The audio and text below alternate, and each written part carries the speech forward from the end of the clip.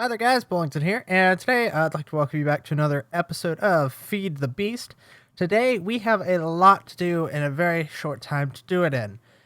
Today we're going to be handling several of the things I've spoken about in the past few episodes. We're going to get them knocked out, and don't mind the derp tree. That was, I was using the wood for something that I will go show you, and I'm very proud of it. I'm liking the way that it's heading. So, today we're going to be, first off, we're going to be making an MFE. Second of off, we're going to be making a router. And third off, I thought I would show you guys this expansion that I've been working on. And it's quite an expansion at that. We've got, before we get to that, this little room right here is going to be a crafting room. It's going to have all of the, it's going to have a bunch of machines in it, but there's not going to be really any automation. This is going to be that I'm kind of sick of having to run. I'm sick of having this clutter here in the middle of the room. It's really messing with my feng shui, and I can't get to all of my stuff. And I've got a bunch of my stuff over there, like the furnace, the electric furnace and everything is over there. Like whenever I want to smelt something or I have to craft it, I have to go run out there and go use that stuff. Not anymore. I'm planning on moving all of my most of my machines into this room right here so that I can come in here, smelt, put some glass on to smelt, or put some smooth stone to smelt or whatever, and then run in here, get the materials I need, and it's a very short distance between the two. So I figured that would help my sanity just a little bit. Now this building is pretty much already completed. I've put a glass roof in it because I hate the snow. The snow, while I love snow biomes, they look really cool to me, and I really like the way that they feel. I'm glad that I built here, but it's really irritating having to come through air every single time and clean up all the snow and get up a million snowballs. A little bit irritating. So I went ahead and put the roof on this to start with. I also created a huge amount of nitor to go through here, and I really like the way it looks with these walkways. A couple of quick notes before we get started with the stuff we're going to do today. Actually, I should go ahead and address this big, huge building back here. This is going to be my factory. This is where I'm going to put all of my machines for automation, and it's massive, absolutely massive. I felt that I needed a whole lot more room than what we had over there. There's not enough space over there, and I was having to constantly break machines and re-put them down and all sorts of stuff like that. No more. When this building is finished, it will be multiple floors. I'm not quite sure how many. I'm thinking about making the building modular so that if I need more floors, I can add them if I want to, but I think I might start at 3. I think I might make it 3 floors tall, but I can't foresee anything needing more space than that. And once we have this building complete, we're going to take all of my solar cells and I'm going to make a massive solar array on the roof of this building. It's probably going to feed into an MFSU and then down in through an MFE and everything down. But that's how much power we're looking to generate with this. We're solving our power problem with this building right here. So the roof is basically going to be a giant solar array. Good stuff. That's a lot of fun. A couple things about this building. The interior right here, this middle section is going to be glassed off with a door on each floor. This is going to be where I'm going to put all of my cables and all of my pipes and everything that need to go between the floors. Say that on the first floor, I've got a sorting facility for ore, a small sorting system for ores, because maybe I want half the iron to go up to the next floor and be turned into ingots. Maybe I want half of it to stay down here and be turned into dust. I'm gonna possibly have interconnections between the two floors with different machines, but all of the pipes are gonna come through here, and they're gonna go up through the different floors through this middle area. This part right here is not a floor. The floor is going to be up here. The reason that I'm doing this, I'm leaving a 1 block gap between between the ceiling and the floor of the next area, is because I want to have plenty of space to run pipes and redstone engines and stuff like that in the floor, because I want all the machines to be up on this level, and I want everything, all the piping and everything, to be as neat as possible and be out of the way. I've also put this glass here because I'm going to also kind of make it an artistic thing where a lot of the pipes can be seen from the outside. So it should be very cool once I get this built. But this is taking up a huge amount of resources. Like you can do the math. It's 39 blocks long by 37 blocks wide. So, yeah, a lot of blocks there. This marble alone pretty much exhausted my supply, so I'm gonna have to drop down a quarry somewhere where I can find a marble area. But once that quarry gets to bedrock, I'm going to move it anyways, and I'm gonna move it over to the wasteland way out there and start pumping items back with an ender chest. But the main thing that I want to do with making an MFE and start getting a little bit more energy independent is because I want to be able to have a solar array per quarry. So out there in the wasteland, I'll make a small solar array that should be able to power the quarries, and they'll feed into an ender chest, which will feed back to the sorting facility. I'm going to remove all of these solar panels all the way through here. I'm probably going to take this group right here and start putting them in the building over there. But I'm going to take these for the time being, and I'm going to cut this cable. I'm going to cut this cable right about here. I'm going to throw a bat box down over here so that this quarry can work during the day, and pretty much a place it and forget it. So I can let it run, but I don't have to worry about it. I don't have to come fiddle with it. It'll get power during the day, and it'll have a battery from the bat box, so that should help it get a little bit farther. And it's actually down pretty far. It's down to about level 35 or so, which is not bad. It's only got about it's about halfway done, I would say. But this is some of the stuff that I want to get in the factory over there. I want to get maceration and ore smelting all down to a science where everything is perfect, and I don't have to keep breaking machines and doing all that stuff. So the way that we're going to do that is we're going to craft an MFE, and we're also going to craft a low voltage converter. I'm really, really loving these project tables because here's what I'm missing a couple of things. I was cleaning my inventory and I missed them. 1, 2, 3, 4. There we go. But the project tables allow me to put all of my resources in here, and I can just go ahead and craft everything I need. So we'll start with the low voltage converter. There we go, low voltage transformer. The next thing we're going to need is an MFE, which is just like this. If I'm correct, it might be the gold cables might be, oh, there we go, an MFE. Now, an MFE stores 600,000 EU, which is about 15 bat boxes in size. So I've got 2 bat boxes right now. An MFE is 15 times larger than that, so it's quite a bit bigger, and they're pretty easy to make with my new sorting facility, so I'm probably going to integrate a couple of different MFEs. Now, for the moment, I'm not going to place it down because I'm not ready for it yet. It requires some special wiring so that it doesn't blow everything up, and you have to wire it up with the low voltage transformer.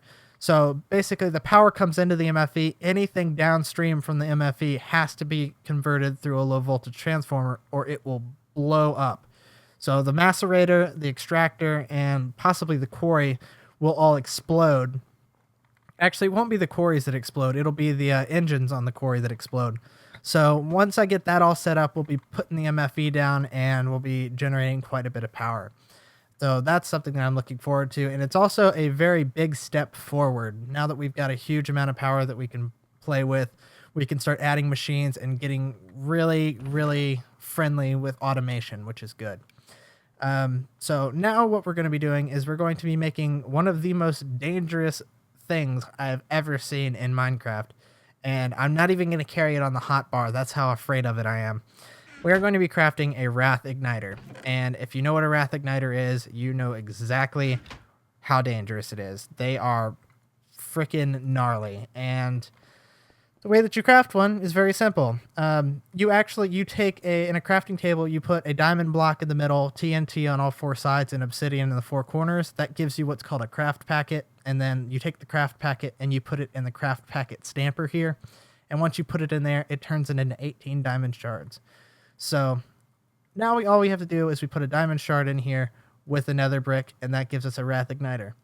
It looks pretty tame. It doesn't look like it's very dangerous, but this thing is freaking terrifying, and I'm not going to carry it in my hotbar. But what we are going to be doing is we're going to find where I put my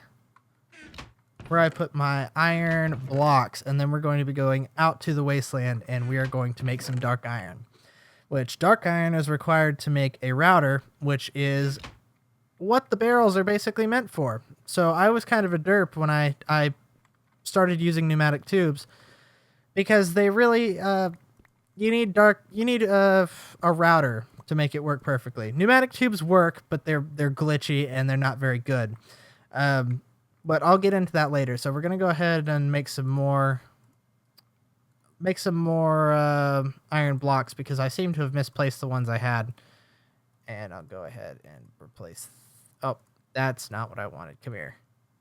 There we go. Nope. There we go. Okay, so I'll go ahead and use it up, because odds are we're going to have to use quite a bit of dark iron, and I don't want to have to keep going to get it, because it's got a very weird process with it, and it's kind of scary. I'm not going to lie. This stuff scares me, messing with the Wrath Igniter. And the reason is, once we get over there, I will explain it. So we'll go ahead and... Wow, is it already nighttime again? Fantastic. Okay, so let's go ahead and... Oh, bed's in here. So we'll go ahead and I've got the Wrath Igniter, I've got my iron. Cool. So we'll go ahead and sleep real quick. There we go. Cool. Good night's sleep, ready to go. So we're going to go ahead and start heading for the wasteland. It's quite a ways. Yeah, I charged my jetpack up.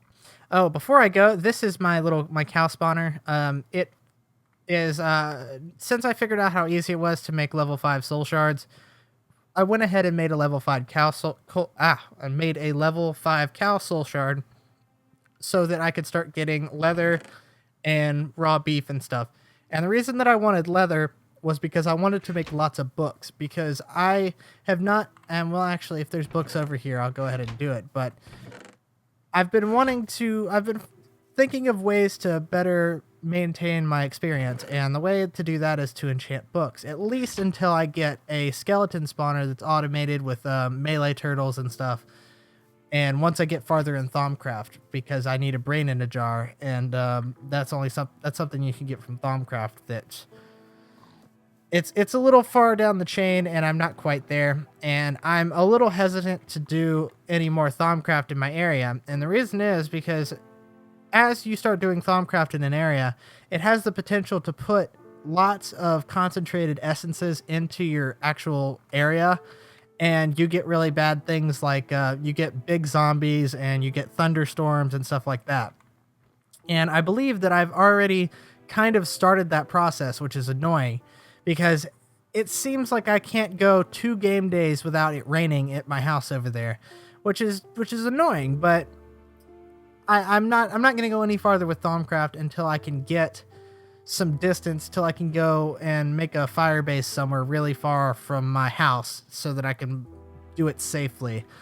The other thing that I've also been looking into is Mistcraft, and some of the things that I heard about Mistcraft, I was basically misinformed. One of the things about Mistcraft that I was worried about was that it corrupted worlds, and that's not entirely true. The only thing about Mistcraft that's a problem is that if you know anything about it, you create the different worlds and dimensions that you create are called ages, and ages are basically just a Minecraft world or a dimension, but you can possibly create unstable ages, and that is what I was referring to when I found out about the world corruption. It's actually when you create unstable ages is the problem where it comes from. So that's not a big deal. I'm thinking about delving into Mistcraft so that I can maybe get a world just for Thaumcraft or something like that. But that's another episode altogether. So now that we're here, what is that? Is that oil? Oh no, that's just the water in this biome. Okay, so now that we're here, we're going to go ahead and we're going to make some dark iron. And the way that you do that is you need to be really far away from anything flammable or any grass or any trees or just anything, because this stuff is gnarly. So what you do is you place down your iron like so, you grab your Wrath Igniter, and then you right click, and you'll start to see the Wrath Fire take hold. So we want to get that out of our inventory, because that thing is freaking scary. So this thing will cook up, and once it cooks to a certain point, it will catch fire. There we go. We're starting to get some dark iron. And then the iron will spontaneously combust right about now. So all we have to do now is just wait for the wrath fire to go away, and then we can go up there, put the fire out, and harvest our dark iron. Which dark iron is kind of expensive because you have to have full iron blocks, and you only get 4 dark iron ingots per block that you get. So yeah, so there's that. But the reason that we came all the way out here to do this is because if you right click on the ground with a wrath igniter and there's grass or anything like that, it will burn a 40 block rough circle in the grass, and you can't put it out. Wrathfire is impossible to put out. It's really scary stuff. And I actually, in my creative world where I test all my designs and stuff, I right clicked on the ground by accident after testing this to make sure that this worked, and it almost destroyed my entire mock-up of my my sorting room. It was really scary. So my entire sorting room is now covered in water because that was the only thing I could do to think to protect it. And it actually did claim some barrels, which was really irritating. So actually we can make this go a little easier, and we can go ahead and put this down so we know that it's for portals. We can actually head back, and we are here. Cool. All right, so what we're trying to do with the make sure I need to get rid of that wrath igniter. God, that thing terrifies me in this area with all this wood. That would be game over if I mess that up. Which I'm actually thinking about destroying it just because it's so dangerous. But I'll probably put it in its own chest somewhere far away where I can't accidentally do something with it. But basically, what we're going to be crafting is called a router, and a router is a much smarter way of doing. Oh, I didn't realize that it needed an egg. But a router is something that interfaces with barrels. And the way that it interfaces with barrels is if you have all of the barrels connected by one barrel. So I've got these 3 rows that are connected by the barrels here. And then actually sneakily underneath here. Where is it? Oh, no, it's underneath here. I've actually got barrels underneath here too. And the way that you get them to not fill with things you don't want is you fill them with things like gravel and just stuff that you don't really worry about missing. So now that you've got everything connected, the router basically views every single one of the connected barrels as an inventory, a massive, massive inventory. And what you do is you pipe upgrades into the router, and that's how it sorts them through. It's a lot better and a lot smarter than doing the pneumatic tubes because it can actually detect the inventories, and it can send things directly to the right slot without having to pipe them through the pipes and having it think, oh, well, it'll only go to the first available inventory. The router gets rid of that, and it will put things anywhere in the system almost instantaneously. It's very cool, and I just found out about this yesterday, and after I found it out, somebody commented on my last Feed the Beast and told me, why didn't you make a router? They're so much better, and I totally agree with you, so that's what we're going to do. I believe that I've got, there we go, Eyes of Ender, and I also need to make some blaze powder, so we'll go ahead and do that quickly. Blaze powder, and I'll go ahead and make 2 of those because I'm thinking I might... Oh no, I didn't mean to do... Oh, dang it. I'm going to have to go hunting for ender pearls again. That is irritating. Truly, truly irritating. Alright, so this... I should be able to put this in my inventory. And yes, there we go. So we've got a bunch of dark iron, which is very good. So let's see. Crafting inventory. Oh, I need an egg as well, so let's grab a couple eggs. 1, 2. Actually, I only need 1 because we're only making 1 router. But there we go. So dark iron across the top and dark iron across the bottom. 1 egg in the middle. An Eye of Ender on the right. And an ender pearl on the left. So this gives us a router. And a router, it basically the way it works is you just put it next to whatever it is. And then you put a... you can tell it to insert or extract from the barrels. There's different ways that you can tell it to put it into the barrels. Into anywhere is probably what I want it set as. And there's also upgrades for the router. So you can make it have a speed upgrade, or you can make it have a I don't remember what the other upgrades are, but I know that there's a speed upgrade, which is something that somebody told me I'm most likely going to need, because this, when you're pumping items into this thing, it's kind of slow. So we'll put an iron ingot in there.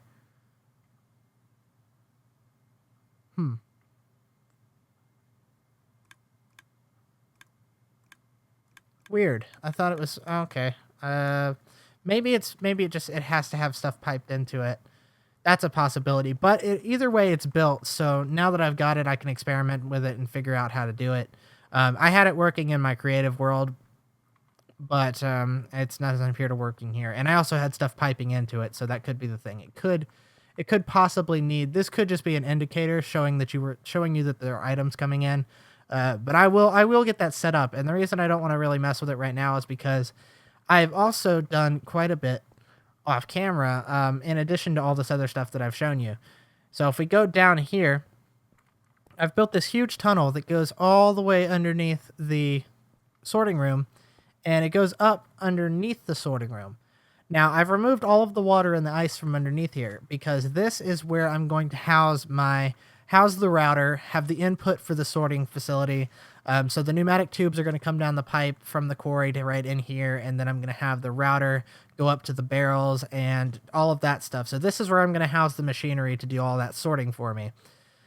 So that's something that I'm going to be working with now that I've got the router. I'm going to be figuring it out, because the router is definitely a better choice. The other thing that I'm going to be doing as far as the tubes, I'm going to leave them there. I really like the way that the tubes look. They give it this weird kind of industrial look, and I know that they're not serving actually any purpose now that I'm gonna have the router, but I kind of like it, and I'm thinking that they might actually serve a purpose once I get the big factory up and running, because I might be able to pull items out of them from the pneumatic tubes. But for now, I'm gonna leave them there. They won't actually be connected to anything once I have the router set up, but they look cool, and they also add light into the room. So I like being able to be, when I'm in here, I can look out and I can, like, over there I can see ice, and over there I can see the other building. And when I'm looking out over here, I can see grass and some trees and stuff. It just adds to this room, making it more pleasant to craft in here, and I really like that. So for now, the tubes are staying. But that's pretty much everything I wanted to show y'all. Next episode, I'm probably going to have some more of this stuff worked out. I'm also going to be figuring out... actually, that's a bad word. I'm going to be putting in an update to my creeper spawner, which I've got 62 stacks of gunpowder in here, so it's working quite well. I'm also going to make a couple of exodimensional upgrades for the barrels, which allows them to hold up to 1,024 stacks. So that's 1,024 times 64, which is a lot of stuff. So I'm going to do that, and I'm definitely going to need it once I get this thing automatic, because I have figured out how to do so using red power logic, and it's actually very simple. All it takes... Oh, hello. Don't mind me. I'm just going to steal a couple of ender pearls from you. Don't you teleport on me. Aha, he almost killed me, but he didn't, because I'm a boss. Alright, but I figured out how to do it. It takes one red power redstone repeater, 2 toggle latches, and a timer. And I'm also going to put a couple of indicator lights on it, so when the creeper spawner's on, automatically, it'll have a light on telling me that that's on. Basically, it's going to have a timer. When you flip the switch on the timer, it will send a redstone signal every 5 minutes, and the redstone signal will set the toggle latch on the creeper spawner, and it will set the toggle latch on the water system. So there'll be a delay in it, so that when you hit that, it will go to the toggle latch for the creeper spawner and turn it on. The next time that it comes around, it cycles through and the timer hits 5 minutes, it will toggle that off, and it will toggle the water system on, and that will stay on for... I need to figure out how to make it so that it's not 5 minutes of water. I need to make it 5 minutes of creeper spawners, maybe 30 seconds of water, and then 5 minutes of creepers, and then 30 seconds of water, back and forth. But I've mostly figured it out so that it's now when you pull the lever, it does what you want to, and that's very cool, and I'm glad I did that. And somebody else also told me to raise the roof by 1 level in here, and I need to make a scoop and get rid of that bee. But I've actually found several more of them, but I need to get into that as well. But somebody told me that if you raise the roof in here, I'd get increased spawns. You're absolutely right. Before I was getting 2 and 3 spawns. Now I'm getting 4 and 5. It's very, very, very efficient, and it will gain per run. It gets about 7 or 8. Actually, it's whatever the length of. It gets 1 entire row of gunpowder stacks, and then maybe 2 more down here. So it's very, very efficient, and it's very nice. But that's pretty much all I wanted to show you guys today for this episode. I've got a lot more going on. I'm really, really in love with Feed the Beast right now, and I'm doing a lot of stuff, and I'm having a lot of fun with this series. So expect to see a lot more Feed the Beast from me because it's so much fun, and I'm loving it. But anyways, I would like to thank you guys for watching. For Feed the Beast, this is Bowlington, signing off.